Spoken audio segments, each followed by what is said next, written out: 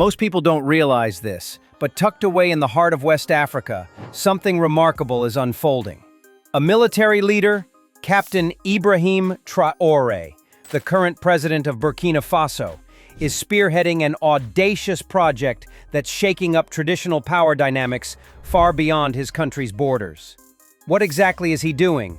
He's building an entirely new city from the ground up. But this isn't just any city. It's a grand vision, a powerful symbol that challenges old colonial legacies and foreign influence while projecting a fresh identity for Burkina Faso. Before we dive into the details, make sure to hit that subscribe button and join our community so you never miss these fascinating stories that challenge conventional perspectives on Africa's evolving geopolitical landscape. Today, we're peeling back the curtain on Traoré City, a city that's more than just a physical place. It's a statement of national pride, a fusion of military strength and cultural revival, and a signal to the world that a new chapter is being written in Burkina Faso and the broader Sahel region. Why is this project causing such concern among Western powers? And what could this mean for the future of Africa? Stay with me, because the full story is more intriguing than you might expect. The birth of Traoré City. See, Traoré City is far from a typical urban development. It's a concrete expression of Captain Ibrahim Traoré's vision to reclaim Burkina Faso's sovereignty and cultural identity in a way that breaks from past dependency and colonial shadows. Announced in early 2024, this ambitious project is taking shape on the outskirts of Ouagadougou, the capital city. But its purpose extends well beyond simply adding more housing or office spaces. The plan for Traoré City is multifaceted. It's intended to serve as a cutting-edge military headquarters, a hub for government administration, a cultural landmark, and ultimately, a beacon of national resilience. Traoré's vision is to construct a Burkina Faso that no longer bows to external pressures from former colonial rulers or relies heavily on Western aid.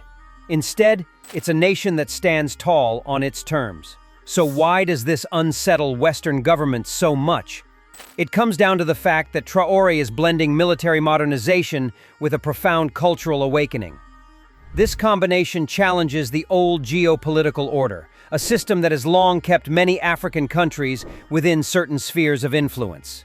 But before we dive deeper into this, let's take a brief look at how Ibrahim Traoré rose to power and developed this ambitious vision.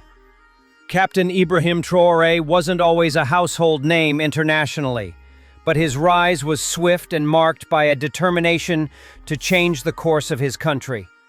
In September 2022, he seized power in a coup that ousted his predecessor, Lieutenant Colonel Paul-Henri Sandaogo Damiba. While Traoré may have started as a relatively obscure figure on the world stage, within Burkina Faso, he quickly became a key player. The backdrop to his rise is crucial to understanding his strategy. Burkina Faso has been engulfed in conflict caused by jihadist insurgencies spilling over from neighboring Mali and Niger. Extremist groups have destabilized large swaths of the Sahel region, claiming thousands of lives and forcing millions to flee their homes. Against this turbulent backdrop, Traoré's military experience and decisive leadership gave him credibility among the population and the armed forces. What sets Traoré apart is his willingness to break away from the traditional model of relying on Western military aid and influence. His administration has embraced partnerships with countries like Russia and Turkey, signaling a shift in Burkina Faso's geopolitical alignments. This realignment represents not just a tactical choice, but an ideological one, reflecting a desire for greater autonomy and less dependence on former colonial powers. This political shift and Traoré's military background set the stage for the creation of Traoré City, an urban experiment embodying this new national direction. Understanding the essence of Traoré City requires us to look beyond its physical structures.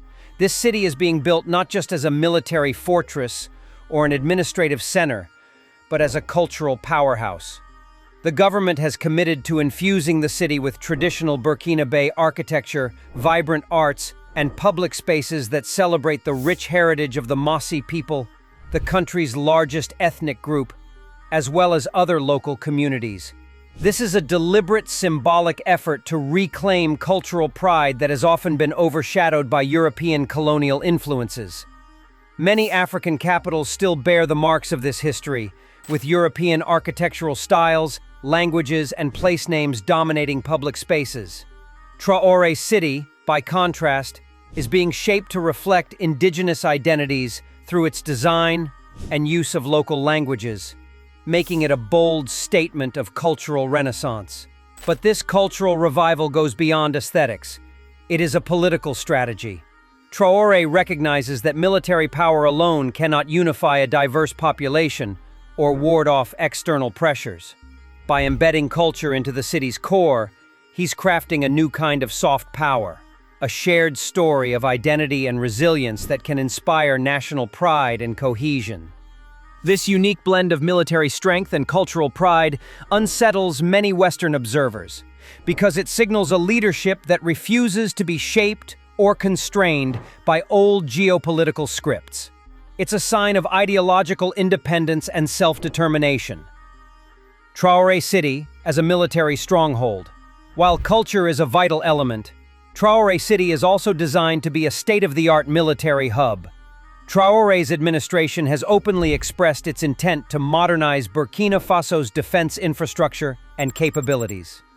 In recent years, the country has broadened its military partnerships beyond Western powers. Alliances with Russia, Turkey, and other non-Western nations have brought new military technology, training programs, and intelligence cooperation. These partnerships reflect Burkina Faso's desire to diversify its sources of support and reduce dependency on any single foreign power. Traoré City will house advanced military facilities, including a new military academy to train elite soldiers, intelligence centers focused on counterterrorism, and rapid response units prepared to confront ongoing jihadist threats in the Sahel. The Sahel remains one of the world's most volatile regions, with extremist groups linked to both Al-Qaeda and ISIS continuing to disrupt peace and security. By investing in this military infrastructure, Traoré is signaling that Burkina Faso aims to be a regional security leader. It's not just about defending the country's borders, but influencing the wider security dynamics across West Africa. This could mark a significant shift in how security cooperation and leadership are distributed within the region. So, why does Traoré City worry Western governments so much? For decades, Burkina Faso was seen as a fragile state, heavily reliant on Western financial aid, military training, and political guidance. Traoré's project directly challenges this narrative by asserting autonomy in governance, defense, and culture. Building a new city as a symbol of this independence is a direct challenge to the established global order. Western powers have strategic interests in the Sahel due to its rich natural resources, gold, manganese, cotton, and its geographic position as a corridor between North and West Africa. They have also sought to contain extremist violence that could spill into neighboring countries and disrupt broader regional stability. Moreover, Traoré's openness to closer ties with Russia, a country viewed by many Western nations as a geopolitical adversary, adds another layer of tension. This shift has led to diplomatic pushback, sanctions, and warnings aimed at pressuring Burkina Faso to reconsider its course. Yet, Traoré remains defiant, emphasizing that his country will no longer be a pawn in old geopolitical games. This moment marks a critical juncture in Sahel geopolitics, as new alliances and power structures emerge, rewriting the rules of influence. What does Traoré City mean to the people of Burkina Faso? While the international spotlight often focuses on geopolitical chess games and power struggles, it's essential to understand what Traoré City represents on the ground for everyday Burkinabe citizens. For many locals, this project is not just about military strength or foreign policy. It is a source of hope and renewal. Burkina Faso is a country marked by ethnic diversity and a history of both rich culture and deep social tensions. The emphasis on celebrating mossy traditions and the customs of other indigenous communities speaks directly to a desire for unity and cultural affirmation. After years of conflict and political instability, many people see Traoré City as a place where their heritage is recognized and respected. The incorporation of local languages, traditional arts, and cultural symbols into the city's design is about reclaiming an identity that colonialism and globalization have often diluted or ignored. This grassroots cultural renaissance strengthens social cohesion, builds pride, and offers a narrative of resilience and empowerment. It's this connection to the people's identity that explains why, despite facing international criticism and severe economic challenges, the project continues to receive considerable support within Burkina Faso. That said, building an entire city is no small feat, especially for a country grappling with some of the toughest economic realities on the continent. Burkina Faso is one of the poorest nations globally, with a GDP per capita among the lowest.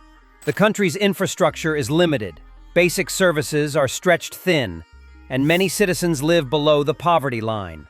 Critics argue that the massive financial resources required for Traoré City could arguably be better spent improving living conditions for the general population, such as healthcare, education, and rural development.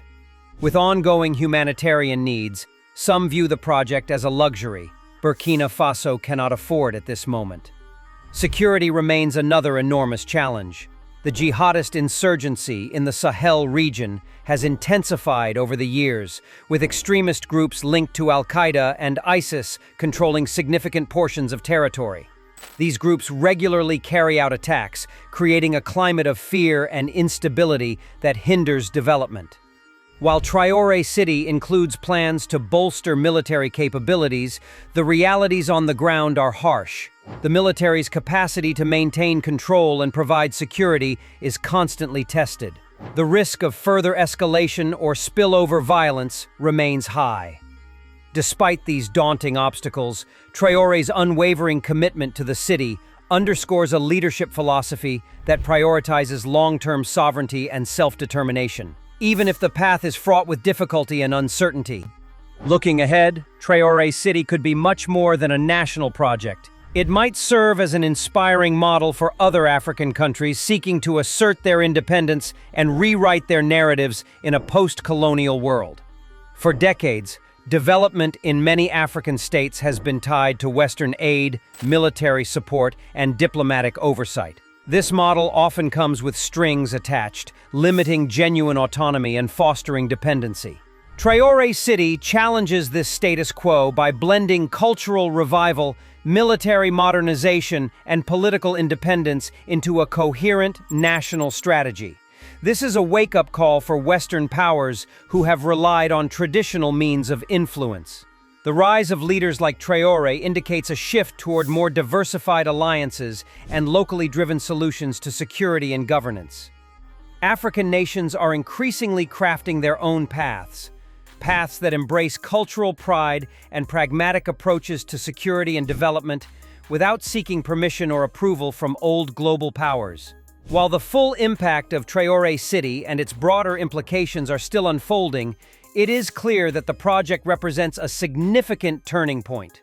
The geopolitical landscape in the Sahel and beyond is rapidly evolving, and Burkina Faso's bold experiment will be watched closely by allies and rivals alike. To sum up, Traoré City is not simply a new urban center popping up on the map. It is a bold and multifaceted declaration, a fusion of military ambition and cultural revival that defies long-standing geopolitical orders and signals a new era for Burkina Faso. Captain Ibrahim Traoré is rewriting his country's story.